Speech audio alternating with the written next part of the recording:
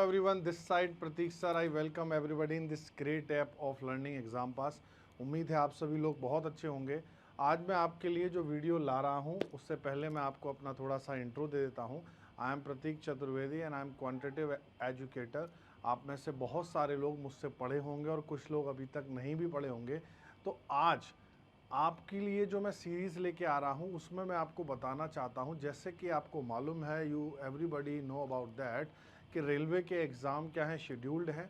तो रेलवे में दो टाइप की मेन वैकेंसी होती हैं, एक एनटीपीसी के थ्रू और एक ग्रुप डी के थ्रू। तो मैंने दोनों जो भी हमारी वैकेंसी हैं इनके लिए आपके लिए एक वीडियो बना रहा हूँ, जिसमें आपको इन वैकेंसी की जितनी भी अपडेट है, जितनी इन्फॉर्मेशन है रिगार्डिंग दीज वैकेंसी, मैं आपको आज सारी इस बोर्ड पर समझाऊंगा और उम्मीद है आपको बहुत मज़ा आएगा। बस वीडियो को शुरू से एंड तक ज़रूर देखिएगा, जिससे कि आपको पता पड़ जाए कि एटलीस्ट आप जिसकी तैयारी कर रहे हैं वो रियलिस्टिक में एग्ज़ाम किस टाइप का होने वाला है। ठीक है बच्चों, तो चलिए आप लोग जल्दी से देखना शुरू करिए इस वीडियो को और वीडियो को एंड तक देखिएगा। आपको हमेशा ध्यान रखना है, जिस भी एग्ज़ाम की हम तैयारी करते हैं सबसे पहले हमें उस एग्ज़ाम के ईच एंड एवरी एस्पेक्ट को समझना है कि उसमें कौन सी जॉब है, हमारे लिए कौन सी जॉब है, हम किस टाइप की जॉब के लिए जा रहे हैं, तैयारी कर रहे हैं, क्या हमारे फिजिकल स्टैंडर्ड ठीक हैं। यानी सबके फिजिकल स्टैंडर्ड ठीक होते हैं, लेकिन अकॉर्डिंग टू जॉब की अपनी एक क्या होती है, एक लिमिटेशन होती है, वहाँ पर हम फिजिकली अडॉप्ट कर रहे हैं उस नेचर पे कि नहीं। चलिए, तो सबसे पहले जो मैं आपके लिए लेके आ रहा हूँ, जो आपको मालूम है एग्ज़ाम है वो किसका है, रेलवे यानी आरआरबी का जो हमारा एग्ज़ाम है किसका है, एनटीपीसी का एग्ज़ाम है। ठीक है बच्चों, जैसे कि आप मेरे पीछे देख रहे होंगे। चलिए तो देखते हैं इसको कैसे हमें पढ़ना है। देखिए आरआरबी क्या करता है, आपको दो स्टेज में आपके एग्ज़ाम लेगा, एक तो एनटीपीसी का और एक ग्रुप डी का। सही है, तो सबसे पहले इस थोड़ी सी इसकी जॉब के बारे में थोड़ा समझते हैं।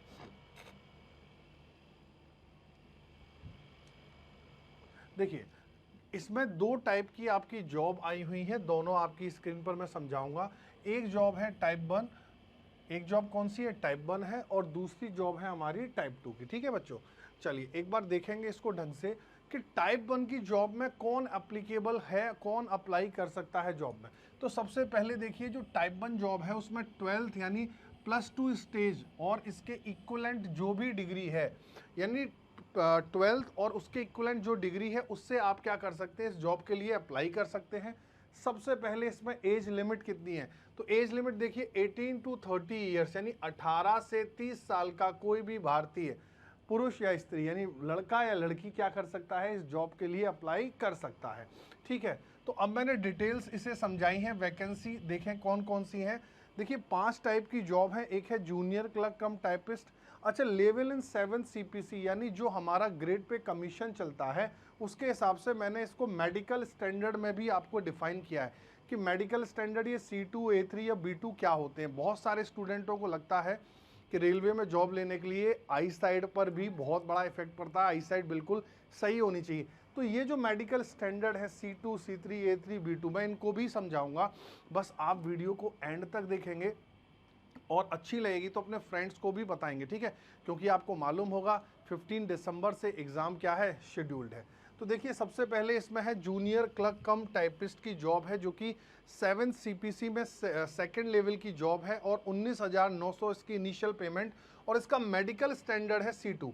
ये मेडिकल स्टैंडर्ड C2 क्या है इसके बारे में हम अभी बात करेंगे। सेकंड जॉब है अकाउंट्स की क्लर्क कम टाइपिस्ट, यानी जो आपने देखे होंगे जितने क्लरिकल वर्क करते हैं अकाउंट से रिलेटेड, वो भी क्या है, एनटीपीसी ही क्या होते हैं, सेलेक्ट होते हैं। तीसरी जॉब है जूनियर टाइम कीपर, ये भी ग्रुप 2 की है, ये भी ग्रुप 2 की है, और ये भी क्या है, हमारी लेवल 2 की जॉब है। और इन तीनों के ही स्टैंडर्ड कौन से हैं, C2 हैं। कौन से हैं, C2। इसके बाद है ट्रेन क्लर्क्स, यानी ट्रेन के लिए जो क्लरिकल वर्क करते हैं, ये लेवल 2 में तो आते हैं लेकिन इनका जो मेडिकल स्टैंडर्ड है वो A3 है। तो आपके दिमाग में यही आ रहा होगा अभी तक कि C2 और C3 या B2 और B1 क्या है। अभी आप धैर्यपूर्वक वीडियो को पूरा देखेंगे, आपको ये सारी चीज़ें क्या होंगी, कंफर्म करा दी जाएंगी। लास्ट जॉब है कॉमर्शियल कम टिकट क्लर्क, यानी कॉमर्शियल कम टिकट क्लर्क का मतलब है कि ये लेवल 3 की जॉब है। इसकी पेमेंट थोड़ी सी ज़्यादा है, कितनी है, 21,700, और ये B2 स्टैंडर्ड में आती है। किस में आती है बच्चों, B2 स्टैंडर्ड में ये जॉब आती है। तो उम्मीद है आपको ये पता पड़ा होगा कि टाइप 1 यानी जो आफ्टर 12th यानी 12th के पास के बाद जो वैकेंसी है वो यहाँ पर हमने ग्लांस में आपको समझाई है। चलिए नेक्स्ट देखते हैं। अब चलते हैं टाइप 2 जॉब्स के लिए।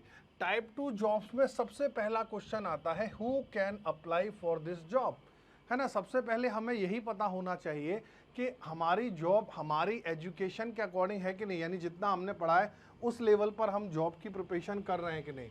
तो इसमें ग्रेजुएशन होनी चाहिए सबसे पहले, या फिर उसके इक्वलेंट कोई भी डिग्री। ठीक है बच्चों, यहाँ पर एज लिमिट में आपको थोड़ा सा रिलैक्सेशन मिला है, यानी 18 टू 30 ईयर्स। टाइप 1 की जॉब कितनी थी, 18 टू 30 ईयर्स। ये वाली जॉब है 18 टू 33 ईयर्स। इन वाली जॉब्स का जैसे कि आप देख रहे हैं ग्रेजुएशन डिग्री है, तो इनका जो लेवल है यानी जो पेमेंट है, इनिशियल पेमेंट है, वो क्या है, लेवल 1 से थोड़ी सी ज़्यादा होगी। ठीक है, चलिए इसमें पहली जॉब है ट्रैफिक असिस्टेंट की, जिसका लेवल है 4 CPC में, जिसकी इनिशियल पेमेंट 25,500 और मेडिकल स्टैंडर्ड है A2। देखिए A2 पर बेस्ड यहाँ पर कितनी जॉब है, 3 जॉब है। B2 पर बेस कितनी है, 2 जॉब है, और बाकी किसकी है, C2 की जॉब है। दूसरा है हमारा गुड्स गार्ड। गुड्स गार्ड आपने देखा होगा, गार्ड सेक्शन होता है हमारा, हमेशा रेलवे की बॉगी में गार्ड सेक्शन होता है, उसमें जो गुड्स गार्ड बैठते हैं वो लेवल कौन सा होता है, 5th लेवल होता है, और इनकी पेमेंट 29,200 होती है, क्योंकि इनका काम थोड़ा सा हेक्टिक होता है, थोड़ा ज़्यादा इनको क्या करना पड़ता है, वर्क करना पड़ता है, इसलिए हम इनको पेमेंट भी 29,200 रुपये, और मेडिकल स्टैंडर्ड सेम रख रहे हैं, कैसा, A2 जैसा। ठीक है, चलिए नेक्स्ट जॉब देखते हैं कौन सी है, सीनियर कॉमर्शियल कम टिकट क्लर्क। तो ये भी किस में आती है, 7 CPC में आती है, और इसकी जॉब में सैलरी 29,200 है, और इसका मेडिकल स्टैंडर्ड B2 है, यानी इनिशियल जो टाइप 1 की जॉब थी उन्हीं के जैसा इसका क्या है, स्टैंडर्ड है। After that senior clerk come typist की जॉब है, जिसका लेवल 5 है, 29,200, और C2 इसका मेडिकल स्टैंडर्ड है। जूनियर अकाउंट असिस्टेंट कम टाइपिस्ट, यानी जूनियर अकाउंट से रिलेटेड जो टाइपिस्ट होते हैं वो 5th में आते हैं, 29,200, और C2 इनका क्या है, मेडिकल स्टैंडर्ड है। मैं फिर कह रहा हूँ, इस वीडियो में आपको बार बार एक ही प्रश्न आ रहा होगा कि सर ये C2 क्या है, तो एक बार मैं जॉब प्रोफाइल समझा दूँ, फिर आपको बताऊंगा मेडिकल स्टैंडर्ड में क्या होता है। ठीक है, 6 जॉब है सीनियर टाइम कीपर, यानी जो टाइम कीपर होते हैं हमारे रेलवे में, उसको हमने 5th में रखा है, 29,200, और C2 इसका मेडिकल स्टैंडर्ड है। अब ये 2 जॉब बड़ी अच्छी हैं, क्यों, क्योंकि इनमें पेमेंट ज़्यादा है। कॉमर्शियल अप्रेंटिस होता है बेटा, यहाँ पर 6th लेवल पे आएगा।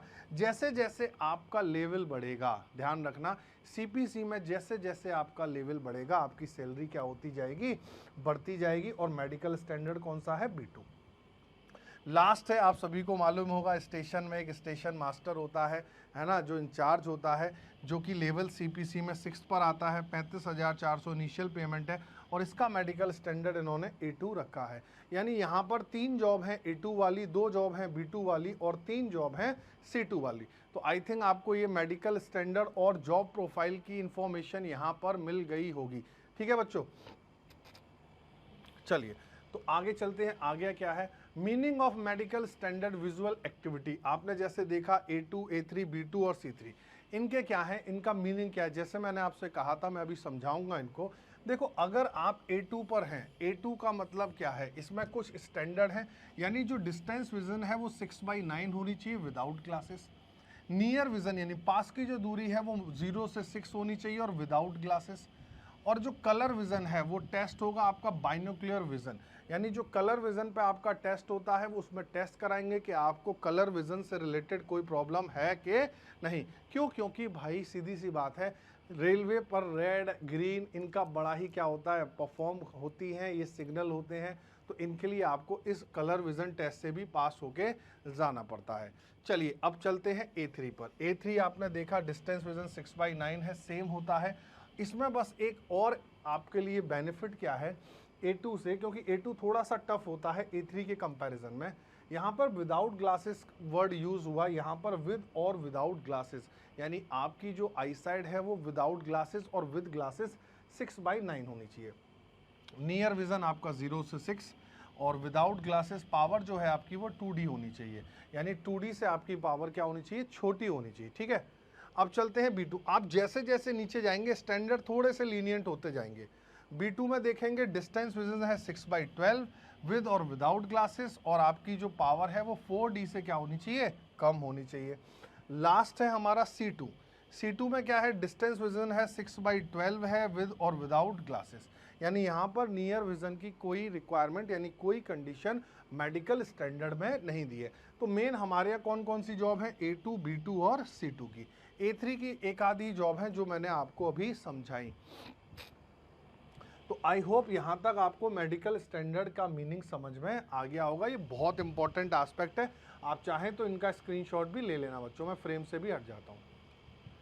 चलिए स्कीम ऑफ एग्जामिनेशन देखते हैं। स्कीम क्या है आरआरबी की, जो हमारा एनटीपीसी में एग्जाम होने वाला है। फर्स्ट स्टेज है जिसमें कंप्यूटर बेस्ड टेस्ट यानी CBT 1, सेकेंड स्टेज है जिसमें भी CBT 2 होगा, थर्ड स्टेज है जिसमें हमारा टाइपिंग स्किल टेस्ट यानी कंप्यूटर बेस्ड एप्टीट्यूड टेस्ट, अगर कहीं एप्लीकेबल है कंप्यूटर बेस्ड एप्टीट्यूड टेस्ट तो वो भी होगा, ठीक है। और फोर्थ स्टेज हमारी कैसी है, डॉक्यूमेंट वेरिफिकेशन। ये पूरे ही जितनी एंटायर गवर्नमेंट जॉब है सब में डॉक्यूमेंट वेरिफिकेशन और मेडिकल एग्जामिनेशन लास्ट स्टेज में होती है। यानी अगर आप यहाँ तक पहुँच के पास कर गए, यहाँ तक पहुँच के आपने पास कर लिया पेपर, तो आप यकीन मानिए आपकी जॉब लग गई है, ठीक है। यहाँ पर पहुँचना 90% स्टूडेंट्स के लिए क्या होता है, बहुत मुश्किल होता है। सिर्फ 10% ही ऐसे स्टूडेंट हैं जो यहाँ तक पहुँच पाते हैं। तो ये था एक, हमने जल्दी से एक ब्रीफ लेवल में समझा कि कितने स्टेज में आरआरबी एनटीपीसी का एग्जाम कंडक्ट कराएगी। आई होप सबको समझ में आ रहा होगा। तो पैटर्न ऑफ स्टेज 1 भी मैंने समझाया कि जो स्टेज 1 है उसका पैटर्न क्या रहेगा। देखिए जनरल इंटेलिजेंस 30 नंबर की आएगी, 30 क्वेश्चन। जनरल अवेयरनेस सबसे ज़्यादा रोल इंपॉर्टेंट प्ले करता है, ठीक है, रेलवे के एग्जाम में 40 क्वेश्चन 40 नंबर। इसके बाद हमारा जो मैथ्स है, आपको जैसे मैंने बताया कि I am the quantitative aptitude educator, तो जो मैथमेटिक्स है वो क्वांटिटेटिव ही है, ये 30 नंबर की आएगी और 30 ही क्वेश्चंस होंगे। यानी अगर आप इन दोनों पर बहुत अच्छी कमांड करते हैं, आप यकीन मानिए आप पेपर को पास करने के क्या हैं बहुत ही, और मेरे हिसाब से जनरल इंटेलिजेंस और रीजनिंग में हर किसी स्टूडेंट को एटलीस्ट 70% मार्क्स तो स्कोर करना ही है। यानी ओवरऑल 100 क्वेश्चन आने वाले हैं 100 मार्क्स के, ध्यान रखेंगे 100 क्वेश्चन 100 मार्क्स के, जिसमें 30 रीजनिंग, 30 जनरल अवेयरनेस और 30 मैथमेटिक्स के, सॉरी जनरल अवेयरनेस के कितने 40 क्वेश्चन, ठीक है बच्चों। चलिए अब देखते हैं पैटर्न ऑफ स्टेज 2 यानी CBT 2 में क्या है, कुछ चेंजेस हैं ज़रूर होंगे। यहाँ पर रीजनिंग ज़्यादा रोल प्ले करेगी, क्यों, क्योंकि 50 question 50 number, general awareness 35 question 35 number, और यहाँ भी मैथमेटिक्स 35 क्वेश्चन 35 नंबर। यहाँ पर क्या है कि 120 क्वेश्चन हो जाएंगे आपके और 120 नंबर हो जाएंगे। ध्यान रखेंगे, नोट बना के हमने लिख रखा है यहाँ पर कि there will be negative marking of 1/3 mark, यानी अगर आप एक क्वेश्चन गलत करते हैं तो आपका 0.33 मार्क्स कैंसिल हो जाएगा। अगर आप 3 क्वेश्चन गलत करते हैं तो आपका 1 नंबर क्या होगा, वहाँ निगेटिव मार्किंग में आ जाएगा। यानी यहाँ पर जो निगेटिव मार्किंग है वो SSC से ज़्यादा है, वहाँ पर 0.25 होती है, यानी 25% की, यहाँ पर 33.33% की निगेटिव मार्किंग है हर क्वेश्चन गलत करने के लिए, ठीक है बच्चों। चलिए अब देखते हैं सिलेबस क्या है। चूंकि आई एम मैथ्स का मैं टीचर हूं तो मैथमेटिक्स का मैंने आपको सिलेबस यहाँ पर समझाया। देखिए परसेंटेज यानी हिंदी में प्रतिशत, profit and loss, simple interest, compound interest, ठीक है, ये चारों ही चैप्टर परसेंटेज पर based. Ratio, mixture and alligation, average, time and work, time and distance, number system, LCM SCF, algebra, trigonometry, mensuration, geometry, elementary, statistic. यानी आप देखिए general जो सिलेबस है वो SSC का ही है, बस यहाँ पर स्टैटिस्टिक और एलिमेंट्री जो मैथ्स है वो क्या होती है, एक्स्ट्रा आती है, ठीक है। यहाँ पे नंबर सिस्टम भी पढ़ना है, ट्रिगोनो भी पढ़नी है, मेंसुरेशन भी पढ़ना है, ज्योमेट्री भी पढ़नी है। तो आई होप आपको अब ये इन्फॉर्मेशन मिल गई होगी कि CBT 1 CBT 2 दोनों ही क्या है, बहुत इंपॉर्टेंट एग्जाम होने वाले हैं आपके लिए, और दोनों में मैथ्स, रीजनिंग और क्या आती है हमारी जनरल अवेयरनेस यानी जनरल स्टडी, ठीक है। जनरल अवेयरनेस का मतलब आपको मालूम होगा कि आपको करंट अफेयर बहुत अच्छे से तैयार करनी है पिछले 1 साल की। और मैं एक एडवाइस करूंगा कि अगर रेलवे से इंपॉर्टेंट कोई भी 1 साल में न्यूज़ आई है तो आप उसको बहुत अच्छे से तैयार करके रखें। मैथ्स का काम तो आप मेरे ऊपर छोड़ दीजिए, मैथ्स में मैं आपको एक्सपर्ट बना ही दूंगा। चलिए आगे देखते हैं। चलिए, तो ये था हमारा एनटीपीसी का सिलेबस, एनटीपीसी की प्रोफाइल कैसे है, क्या काम करता है, वो हमने इस प्रोफाइल इस वीडियो में सब कुछ समझा। अब हम चलते हैं ग्रुप डी की ओर। ठीक है, ग्रुप डी में देखिए क्या है, तो ये कंप्यूटर बेस्ड टेस्ट होगा जो कि 2020 एग्जाम पैटर्न को देखते हैं क्या है। The question paper for single stage CBT, यानी पहली जो सीबीटी है वो 90 नंबर का होगा जिसमें 100 क्वेश्चन होंगे, 90 मिनट्स का होगा जिसमें 100 क्वेश्चन होंगे, 120 मिनट का होगा और जिसमें क्या होंगे हमारे पीडब्ल्यूडी, यानी जो हमारे क्या होते हैं फिजिकली जो चैलेंज स्टूडेंट्स होते हैं उनके लिए 120 मिनट का होता है। ठीक है, और यहाँ पे स्क्राइब फैसिलिटी यानी जो विधि लिपि होती है उसमें भी आपको मदद दी जाती है। ठीक है, the section wise number question, यानी कितने क्वेश्चन कहाँ आने वाले हैं वो मैं आपको अगली स्लाइड में दिखाता हूँ। तो ये हमारा क्या है 90 मिनट का पेपर है जिसमें 100 क्वेश्चन आने वाले हैं। देखिए, जो आरआरबी लेवल 1 पोस्ट है आरआरसी की सीबीटी 2020, उसमें देखिए क्वेश्चन कितने आने वाले हैं। 25 क्वेश्चन मैथ्स के, 30 क्वेश्चन जनरल इंटेलिजेंस के, 20 क्वेश्चन जनरल अवेयरनेस के, 25 क्वेश्चन जनरल साइंस के। यानी यहाँ पर जनरल साइंस को अलग से एक टॉपिक दे दिया है। जनरल अवेयरनेस के साथ साथ जनरल साइंस के स्पेसिफाइड हैं कि 25 क्वेश्चन आने वाले हैं। ठीक है, और सभी के लिए 1 नंबर मिलेगा। यानी ओवरऑल आपके 100 क्वेश्चन हैं जो आपको 1.5 घंटे में सॉल्व करने हैं, जिसमें से मैथ्स के 25 क्वेश्चन हैं, रीजनिंग के 30 क्वेश्चन हैं, और आपको 100 क्वेश्चन सॉल्व करके 100 नंबर की लड़ाई में ही क्या करना है, भाग लेना है। तभी आपका सिलेक्शन क्या होगा, सुनिश्चित हो पाता है, हमेशा ध्यान रखिएगा। चलिए, the question paper shall be objective multiple choice question. आपको मालूम है एमसीक्यूज होता है और यहाँ पर 1 मार्क है सभी के लिए, जैसा मैंने बताया। Single stage CBT will be generally confirm with the educational standard. अभी मैं बताऊंगा निगेटिव मार्किंग यहाँ पर भी सेम एनटीपीसी की तरह किसकी है, 1/3 मार्क्स की है। ठीक है बच्चों, तो इस स्लाइड में सिर्फ यही बताया गया जो लास्ट स्लाइड में मैंने ओरल बोला कि आपको क्या करना है, यहाँ पर ऑब्जेक्टिव क्वेश्चन मिलेंगे, सबके लिए आपको 1 नंबर मिलेगा और निगेटिव मार्किंग कितने की है, 1/3 मार्क्स की। सही है। अब हम देखते हैं कि यहाँ पर हमें minimum percentage of marks for eligibility in various category. UR के लिए एटलीस्ट 40%, ईडब्ल्यूएस यानी जो रिजर्व हमारा जो नया कोटा है उसके लिए 40%, ओबीसी नॉन क्रीमी के लिए 30% है और एससी के लिए हमारे क्या है 30%, एसटी के लिए 25% है। ठीक है, यानी ये वो मिनिमम मार्क्स हैं जो आपको कंटेन करने पड़ेंगे, हमेशा ध्यान रखेंगे।